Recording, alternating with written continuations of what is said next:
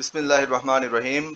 আশহাদু আল্লা ইলাহা ইল্লাল্লাহু ওয়া আশহাদু আন্না মুহাম্মাদান আবদুহু ওয়া রাসূলুহু। আল্লাহুম্মা সাল্লি ওয়া সাল্লিম ওয়া বারিক আলা সাইয়্যিদিনা ওয়া মাওলানা মুহাম্মদ সাল্লাল্লাহু আলাইহি ওয়াসাল্লাম।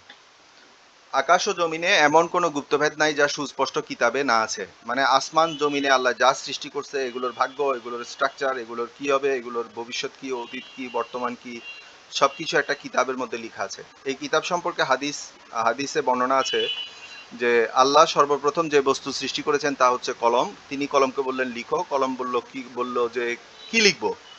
তো আল্লাহ রাব্বুল আলামিন বললেন যে ভাগ্য সম্পর্কে লিখো, কলম ভবিষ্যতে যা হবে, যখন থেকে কলম সৃষ্টি হয়েছে তারপর থেকে যা হবে সব লিখে ফেললো।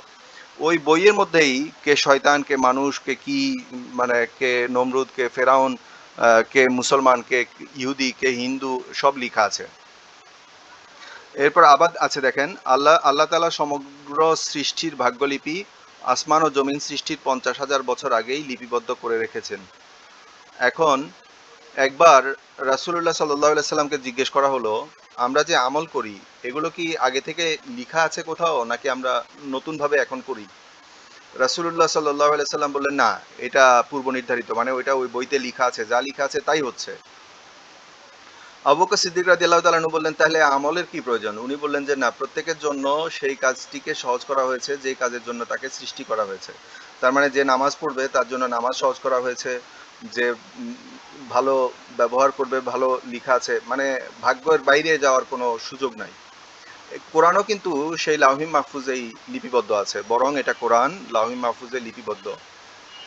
কোরআন নাজিল হওয়ার, আয়াতগুলো নাজিল হওয়ার টাইমিং, তারপরে হচ্ছে কার উপরে নাজিল হবে, কিভাবে নাজিল হবে, ডিটেলস ওই বইটার মধ্যে লেখা আছে।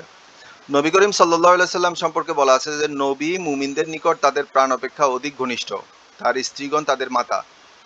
এখন মাতা না হওয়া সত্ত্বেও মাতার মর্যাদা দেওয়া হয়েছে যাতে ওনাদের বিরুদ্ধে কেউ কিছু না বলে, ওনাদেরকে অসম্মান করে কেউ কিছু না বলে, এবং ওনাদের সম্পর্কে কেউ যেন জেনার চিন্তা না করতে পারে, সেজন্য মাতার সম্মানটা দেওয়া হয়েছে। এবং এটা এটা কিন্তু লাউহে মাহফুজে লিপিবদ্ধ। তার মানে যে ব্যক্তি মুমিন হবে তার মধ্যে নবী প্রেম অত্যন্ত প্রখরতর হবে, এটা লাউহে মাহফুজে লিপিবদ্ধ আছে। তা এই কোড যদি ধরেন একজনে দাবি করলো সে মুমিন, তার মধ্যে নবী প্রেম নাই, তাইলে আসলে সে মুমিন না। আর যে ব্যক্তি যত বেশি মুমিন হবে তার সাথে নবীর সম্পর্ক তত ঘনিষ্ঠ হবে। আল্লাহ লিখে দিয়েছেন, আমি এবং আমার রাসূলগণ অবশ্যই বিজয়ী হব। আবার শয়তান সম্পর্কে লিখে দেওয়া হয়েছে কোথায়? ওই বইতে। শয়তান সম্পর্কে লিখে দেওয়া হয়েছে যে কেউ তার সাথী হবে, যে সে তাকে বিভ্রান্ত করবে এবং জাহান্নামের দিকে নিয়ে যাবে।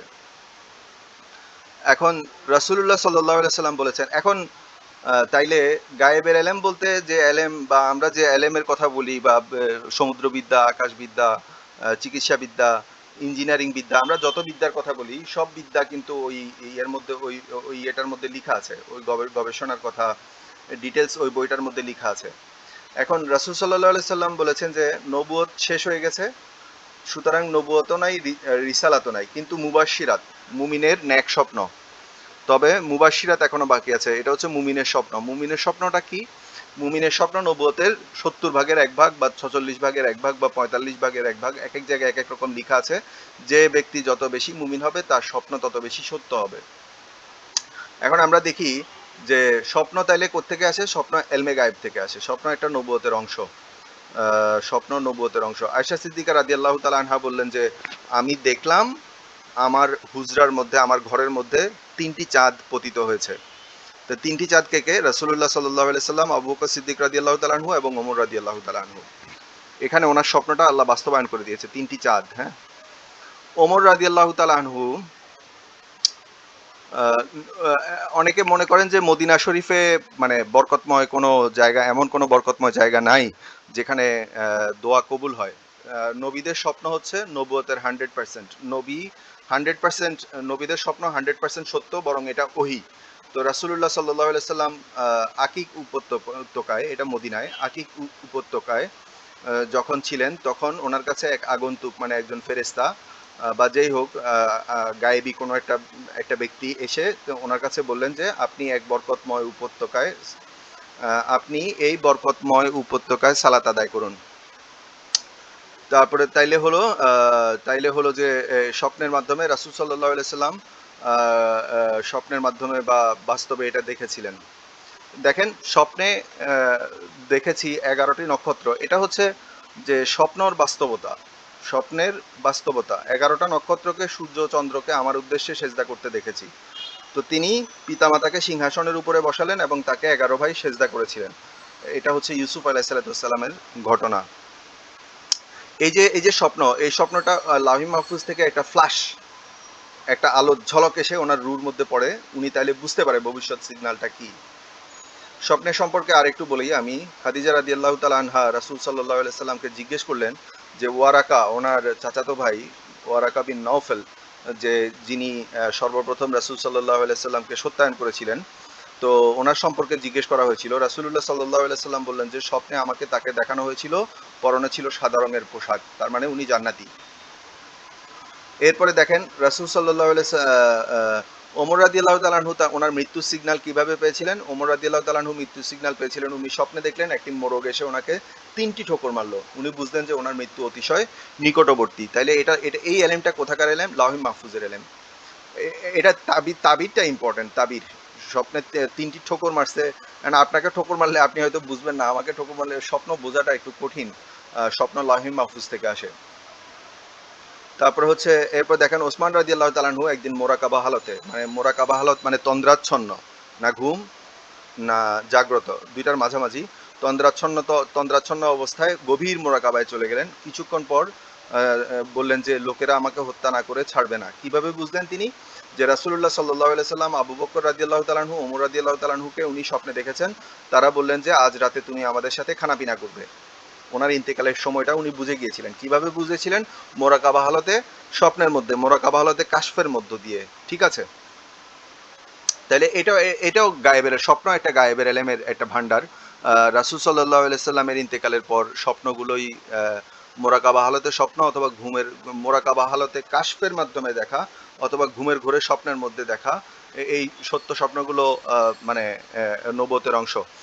এখানে একটা কথার কথা বলতেছি যে জুলিয়াস সিজারের নাম অনেকে হয়তো শুনেছেন। জুলিয়াস সিজার একজন স্বৈরাচারী রাজা ছিল। তো তার মৃত্যুর আগের দিন রাতে তার বউ স্বপ্নে দেখেছিল যে তার স্বামী ছুরিকাঘাতে নিহত হয়েছিল।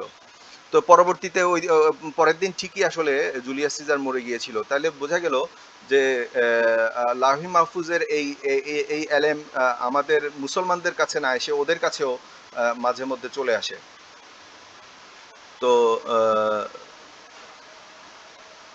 এই যে লোকে বলে রাসূল সাল্লাল্লাহু আলাইহি সাল্লামের চোখ ঘুমায় কিন্তু অন্তর কলব ঘুমায় না। ওনার কলবের মধ্যে কি আছে? কলবের মধ্যে চোখ আছে, কলবের মধ্যে কান আছে, কলবের মধ্যে জবান আছে। উনি সবকিছু বুঝতে পারেন। এই জন্য রাসূল সাল্লাল্লাহু আলাইহি সাল্লামের স্বপ্নকে ওহী বলা হয়েছিল। এখন যে অন্তর্যামী একটা বিষয়, যে অন্তর্যামী মানে কলবে কি উৎপন্ন হয় এটা বোঝার বিষয়। যে এখন শয়তান কি, আপনারা হয়তো মুসলমানরা সবাই বুঝবেন, শয়তান মানুষের মনে উদিত ভালো এবং মন্দ কাজগুলোর কথা বুঝতে পারে। ধরেন একটা ব্যক্তি চিন্তা করলো যে নামাজ পড়তে যাব, শয়তান তাকে বিভিন্ন ধরনের ওয়াসওয়াসা দিতে থাকে। একটা ব্যক্তি দান করতে যাবে, সে চিন্তা করলো যে দান করলে যদি গরিব হয়ে যায়, এরকম বিভিন্ন ধরনের কথাবার্তা মানে শয়তান বুঝতে পারে আগে থেকে। তখন তার অন্তরের মধ্যে বুকের মধ্যে আল্লাজি ওয়াসউইসু ফি সুদুরিন নাস, ওয়াসওয়াসা মানে খোঁচাখুচি করতে থাকে কোথায়? অন্তরের মধ্যে।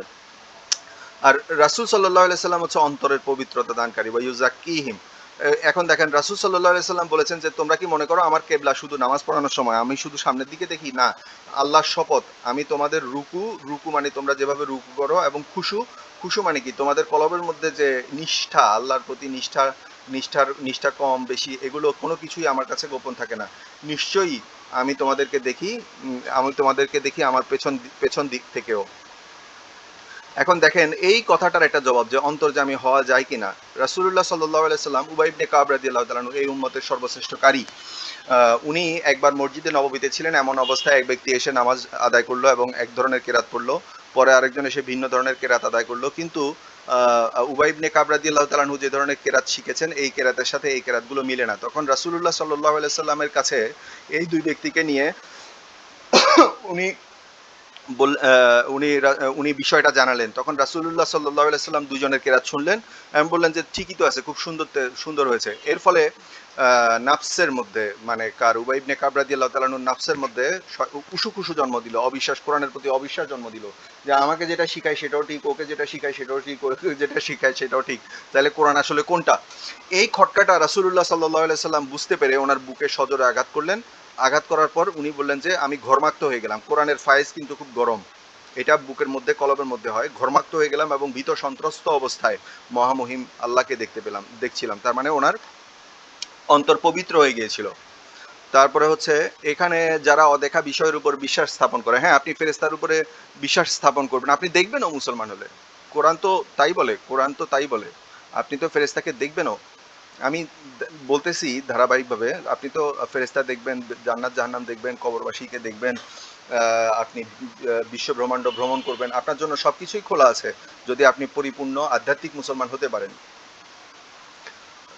তারপরে এখন এখানে অনেকগুলো আয়াত আছে, আপনারা একটু দেখতে থাকেন, যে আল্লাহ গোপন বিষয়, প্রকাশ্য বিষয় সবকিছু জানেন, কারণ তিনি তো গোপন প্রকাশ্য সব বিষয়ের সৃষ্টিকর্তা এবং সবকিছু ইনকোড ইনকোড করা আছে, ইনকোড না করা থাকলেও আল্লাহর দ্বারা এটা অসম্ভব না। সবকিছু তো বইয়ের মধ্যে লেখা আছে, সুতরাং আল্লাহর কাছে কোনো বিষয়ই আর গোপন নাই। আপনার মনের মধ্যে কি তৈরি হয় না তৈরি হয়, কি হবে না হবে, সব বিষয় লেখা আছে। আল্লাহ ব্যতীত গোপনের বিষয়, আল্লাহ ব্যতীত আর জানবে কে? ওই বইয়ের মধ্যে কি আছে আল্লাহ ব্যতীত জানবে কে? আপনাকে যদি জানাই দেওয়া হয় আপনি অবশ্যই জানবেন।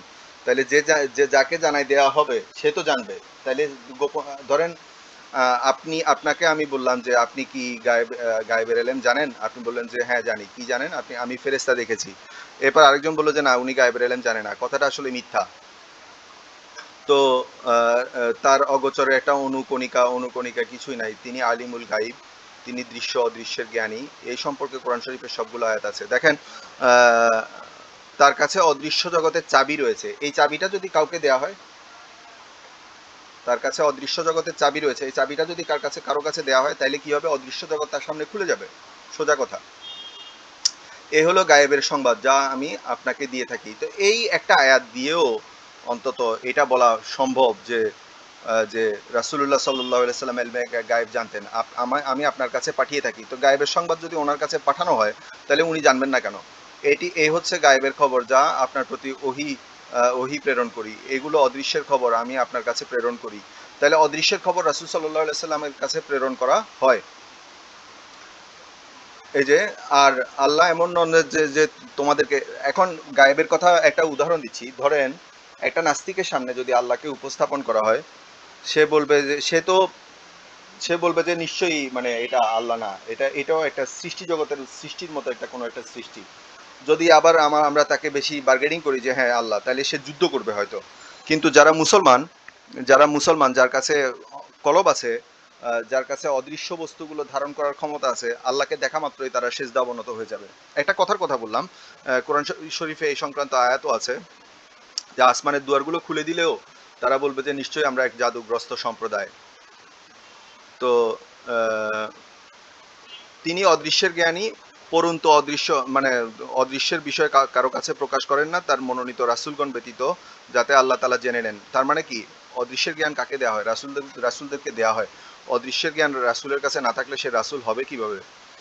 তিনি প্রকাশ্য ফেরেশতাকে, তিনি সেই ফেরেশতাকে, জিব্রাইল ফেরেশতাকে প্রকাশ্য দিগান্তে দেখেছেন। তিনি অদৃশ্য বিষয়ে বলতে কৃপণতা করেন না। এরপরও কি বলবেন যে রাসূল সাল্লাল্লাহু আলাইহি সাল্লাম গায়েব জানতেন না? এখানে একটা ভ্রমণের কথা, যে আল্লাহ সুবহানাল্লাজি আসরা বিআবদিহি লাইলাম মিনাল মাসজিদিল হারামি ইলাল মাসজিদিল আকসাল্লাজি বারাকনা হাওলাহু লিনুরিয়াহু মিন আয়াতিনা ইন্নাহু হুয়াস সামিউল বাসির। এখানে মিরাজের কথা উল্লেখ আছে। তো মিরাজ সম্পর্কে মুসলমানদের কিছু জানা থাক বা না থাক, অন্তত একটু বিশ্বাস করেন, মিরাজে রাসূল সাল্লাল্লাহু আলাইহি সাল্লামকে গায়েবের জগতের মধ্যে ভ্রমণ করানো হয়েছিল। সমস্ত মুর্দা নবীদেরকে, মুর্দা মানে মুর্দা নবীদেরকে উপস্থিত করে ওনার সাথে দেখা করানো হয়েছিল।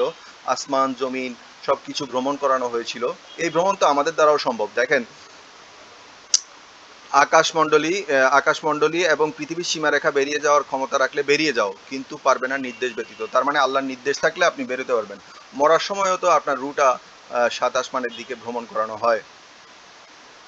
তাইলে হচ্ছে আমরা এখানে এখানে আমি কিছু নিয়ে আসছি, ওই যে কি বলে ইসরা মানে মিরাজের কিছু হাদিস নিয়ে আসছি। এই সুদীর্ঘ হাদিসগুলোতে এই কথাগুলো বর্ণনা আছে, প্রথম আসমান, দ্বিতীয় আসমান, তৃতীয় আসমান সব দেখেছেন। এবং রাসূলুল্লাহ সাল্লাল্লাহু আলাইহি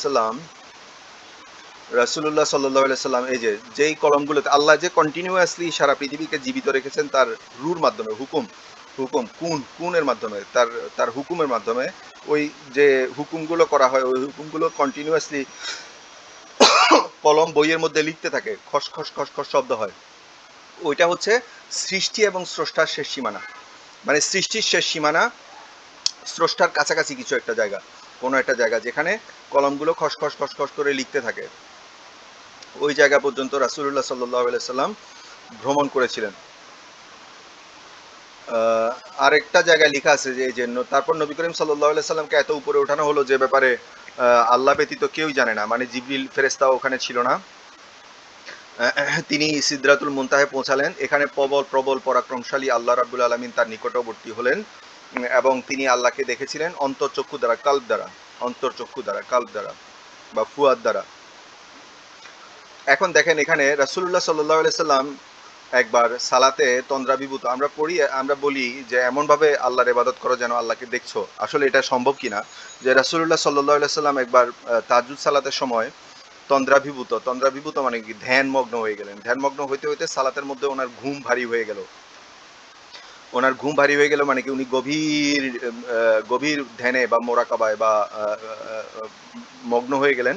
হঠাৎ দেখি আল্লাহ রাব্বুল আলামিন সুন্দর রূপে ওনার কাছে উপস্থিত। তারপরে আল্লাহ রাব্বুল আলামিন জিজ্ঞেস করলেন যে উপরস্থ ফেরেশতাগণ কি নিয়ে আলাপ আলোচনা করছে। রাসূলুল্লাহ সাল্লাল্লাহু আলাইহি সাল্লাম বললেন আমি জানি না। এভাবে তিনবার করলেন। তখন কি করলেন আল্লাহ রাব্বুল আলামিন রাসূলুল্লাহ সাল্লাল্লাহু আলাইহি সাল্লামের কাঁধের হাড্ডির মাঝখানে তার হাত রাখলেন। তার ফলে আঙ্গুলের শীতল ছোঁয়া, এই শীতল ছোঁয়াটা হচ্ছে ফায়েজ বা আধ্যাত্মিক শক্তি। শীতলতা দিয়ে সার্চ দিলে আপনারা হাদিসের মধ্যে বা কোরআন শরীফের মধ্যে দেখবেন শীতল হচ্ছে একটা ফায়েজ। রাসূলুল্লাহ সাল্লাল্লাহু আলাইহি সাল্লামের হাতও শীতল ছিল। রাসূলুল্লাহ সাল্লাল্লাহু আলাইহি সাল্লামের হাতের স্পর্শে বুকের মধ্যে অনেকেই শীতলতা অনুভব করেছেন। এই শীতল ছোঁয়া পাওয়ার পরে প্রতিটি বস্তু আমার সামনে প্রতিভাত হলো। কি প্রতিটি বস্তু আমার সামনে প্রতিভাত হইল, আমি চিনে নিলাম। তাইলে হচ্ছে রাসূলুল্লাহ সাল্লাল্লাহু আলাইহি সাল্লাম সালাতে তন্দ্রাভিভূত থাকা অবস্থায় আল্লাহ জিজ্ঞেস করছেন কিন্তু উনি বলছেন উনি জানেন না। তারপরে আল্লাহ রাব্বুল আলামিন ওনার কাঁধে হাত দিলেন, যার ফলে মানে আসমানের সমস্ত ঘটনা ওনার সামনে উপস্থিত হয়ে গেল। উনি উনি চিনে নিলেন। এখন রাসূলুল্লাহ সাল্লাল্লাহু আলাইহি সাল্লাম নিজের উপর এই ঘটনা ঘটার পর এই আয়াতের তাফসীর করেছেন যে ওয়াকাযালিকা নুরি ইব্রাহিম মালাকুতাস সামাওয়াতি ওয়াল আরদ, মানে এইভাবে আমি ইব্রাহিমকে আসমান ও জমিন সমূহের অত্যাচার্য বস্তু দেখাতে লাগলাম যাতে সে দৃঢ় ইমানদার হয়। এখন আসমান জমিনের সমস্ত বস্তু, জান্নাত জাহান্নাম, কবর, তারপরে হচ্ছে আপনার ফেরেশতা, তারপর হচ্ছে আরশ, লৌহ, কুরসি, কলম যা আছে সবকিছু দেখার পরে আপনি কি বেঈমান হতে পারবেন? আপনার দ্বারা কি বেঈমান হওয়া সম্ভব? আল্লাহ আবার বলতেছেন আমি আমার নিদর্শনাবলী প্রদর্শন করাবো পৃথিবীর দিগন্তে, পৃথিবীর মধ্যেও দেখাবে এবং নিজেদের মধ্যে মানে নিজেদের বুকের মধ্যে তা ফুটে উঠবে যে কোরআন সত্য। তাহলে এখন আপনারা আমার ফুটে ওঠে না কেন? আমরা আধ্যাত্মিকতায় বিশ্বাস করি না, আধ্যাত্মিক বিদ্যা যেখানে শিক্ষা দেওয়া হয় সেখানে যাই না, ওদেরকে আমরা জাদুকর বলি, ওদেরকে আমরা ইসলাম বিরোধী বলি। এই কথাগুলোর জন্য সম্ভব হয় না। এই যে দেখেন আমার দাস ইব্রাহিম, ইসহাক, ইয়াকুবকে যারা ছিল ক্ষমতা এবং অন্তর্দৃষ্টির অধিকারী, তাহলে গায়েবের এলেম ছাড়া নবুয়ত সম্ভব না, নবুয়ত কোনো মতেই সম্ভব না। আমি আসমান ও জমিন ক্রীড়াচ্ছলে সৃষ্টি করি নাই। একটা হচ্ছে এগুলোকে কিয়ামতের ময়দানে হাজির করা হবে বিচারের জন্য, এবং আরেকটা হচ্ছে যে এগুলোর মধ্য দিয়ে মানুষকে ইমানদার বানানো হবে। রাসূলুল্লাহ এই যে দেখেন আল্লাহকে দেখেছেন যে রাসূলুল্লাহ সাল্লাল্লাহু আলাইহি সাল্লাম আল্লাহকে তার হৃদয়ে অবলোকন করেছেন। এখানে ইবনে আব্বাস রাদিয়াল্লাহু তাআলা আনহু বলেছেন, এটা ইবনে আব্বাস রাদিয়াল্লাহু তাআলা আনহু বলেছেন, এটা হাসান হাদিস। আবারও আসছে আকাশ ও পৃথিবীতে। তাইলে এখন বুঝেন যে আকাশ ও পৃথিবীতে এমন কিছু নাই যা সুস্পষ্ট কিতাবে আছে।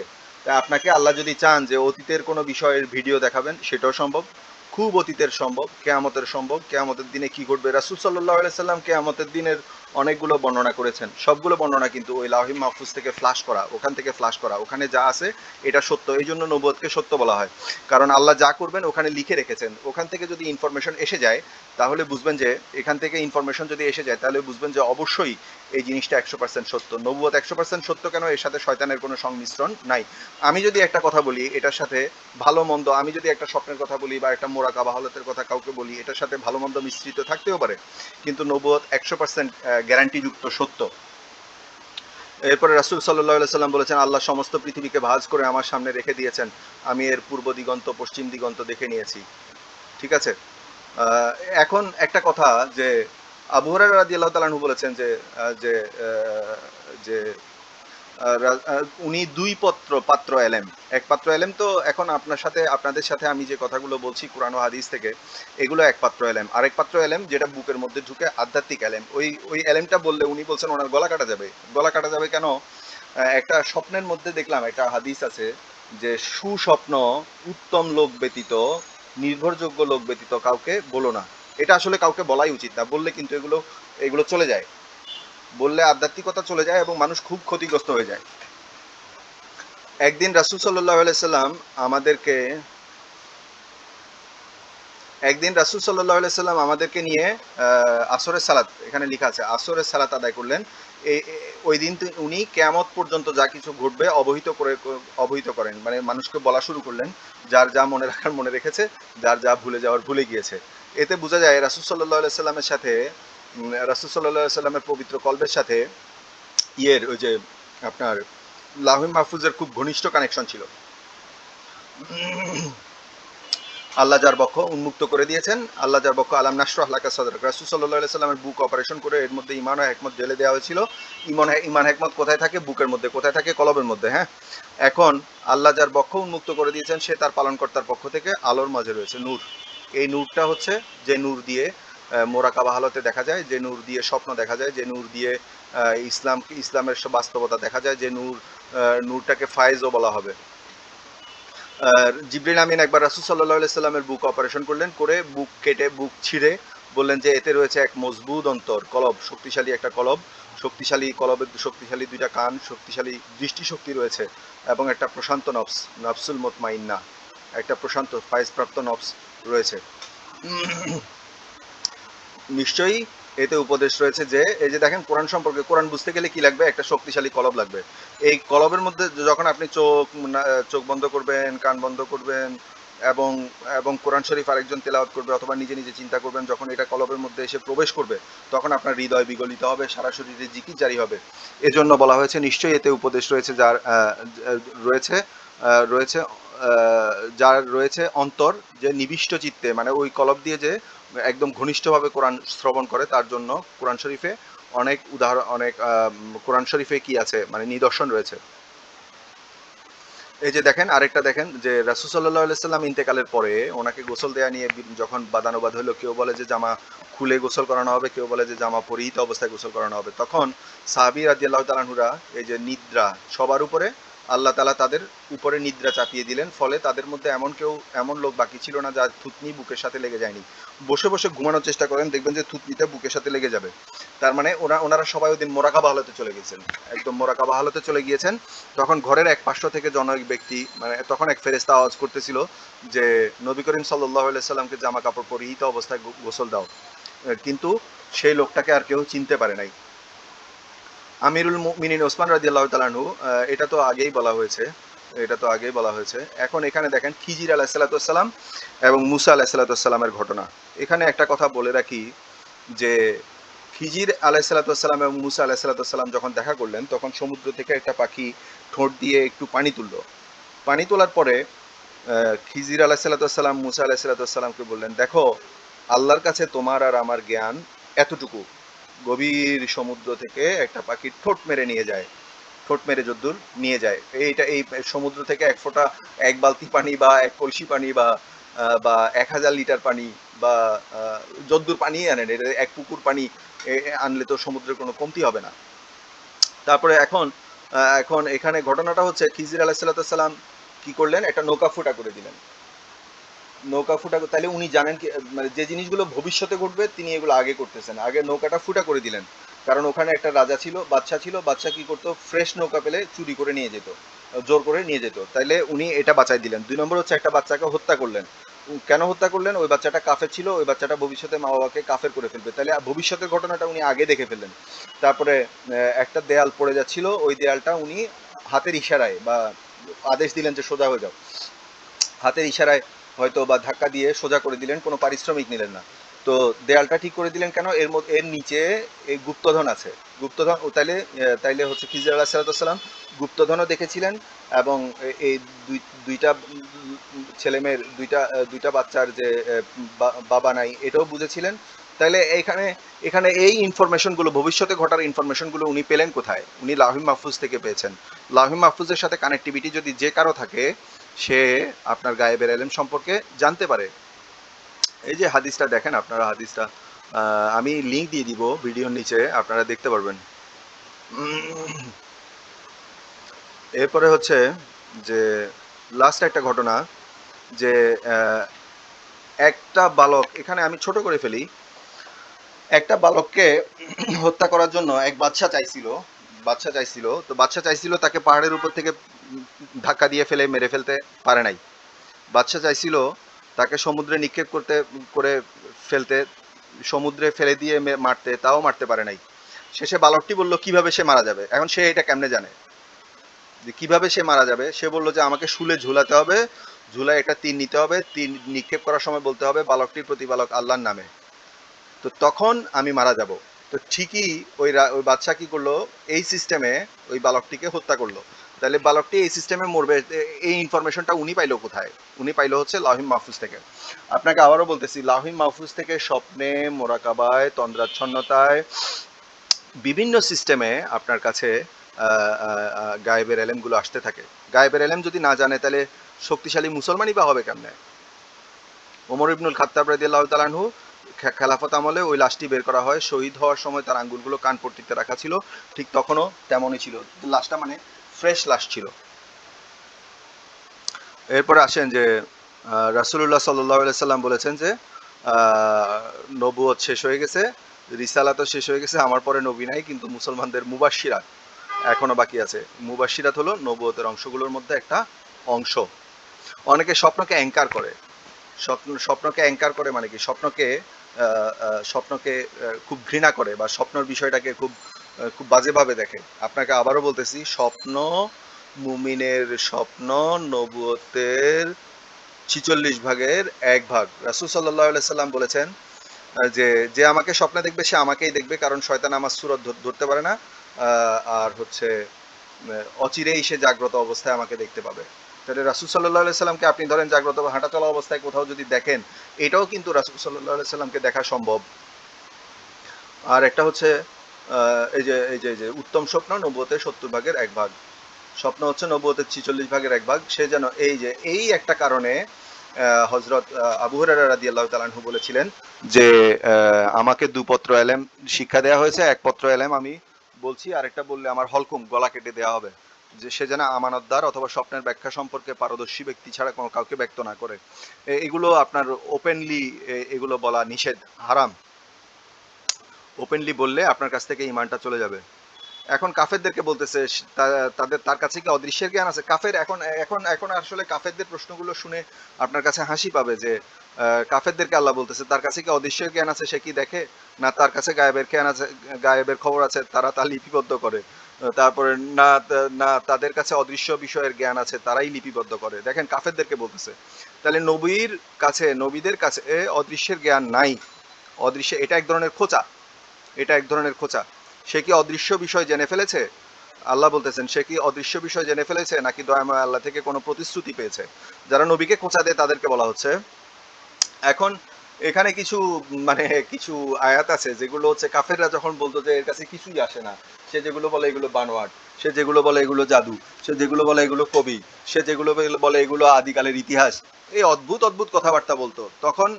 তখন আল্লাহ রাব্বুল আলামিন এই আয়াতগুলো নাজিল করেছেন। এই যে আমি আমি বলতেছি না, তারা বলতো আপনার কাছে প্রচুর ধন ভাণ্ডার নাই কেন? তাহলে বলতো আমি বলতেছি না যে আমার কাছে ধন ভাণ্ডার আছে, আমি অদৃশ্য বিষয়ে অবগত নয়। তো অদৃশ্য বিষয়ে যদি আপনি অবগত নাই হন, যে আল্লাহর যে নবুয়ত আপনি বুকে ধারণ করতেছেন, বলতেছেন আপনি তো মিথ্যাবাদী, কোন রাসূল তো মিথ্যাবাদী না। রাসূলদের বুকের মধ্যে অবশ্যই অদৃশ্যের জ্ঞান ছিল।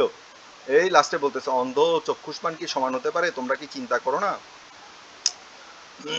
বলে দাও গায়েবের খবর আল্লাহই জানে। এটা তো বাস্তব, গায়েবের খবর তো আল্লাহ জানে। এটা আল্লাহ তো সমস্ত সৃষ্টি জগতের স্রষ্টা। মানে সৃষ্টির জ্ঞান স্রষ্টার জ্ঞানের মধ্যে সবচেয়ে সুন্দর উদাহরণ দিয়েছেন হচ্ছে খিজির আলাইহিস সালাম। আল্লাহ ওনার উপরে রহম করুক, ওনার উপরে মেহেরবানি করুক। এগুলো হচ্ছে সব মানে কাফেরদের বিষয়ে বর্ণনা। তো যাই হোক, আমি আপনাদেরকে যা বললাম আলহামদুলিল্লাহ। আসসালামু আলাইকুম রহমতুল্লাহ।